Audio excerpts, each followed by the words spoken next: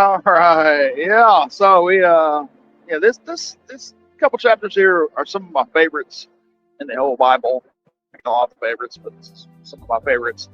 And this is one of the most criticized by people outside the faith, and one of the most troubling for a lot of Christians as well. But hopefully, after today, you'll have a new perspective on this section of Scripture and a little better understanding of what's going on here.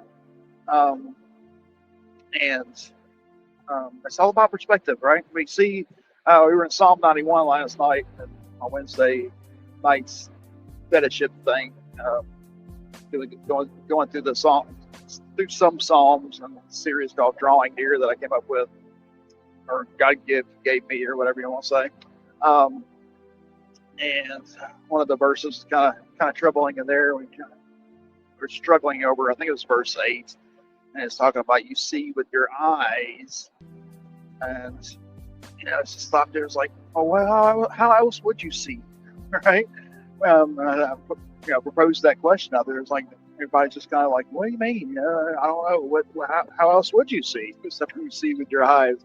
And the point was, it goes on talking about and it's kind of interesting too, because that if you in different translations, it reads differently. It reads about the enemies either being punished or the enemies being blessed.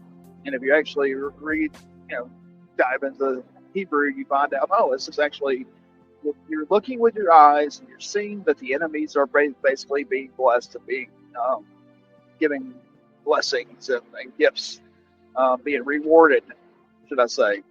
And that's a lot of times when we're seeing these things, we're not understanding, because we're looking with our human eyes, our human understanding, and our human perspective, and not seeing the grand scheme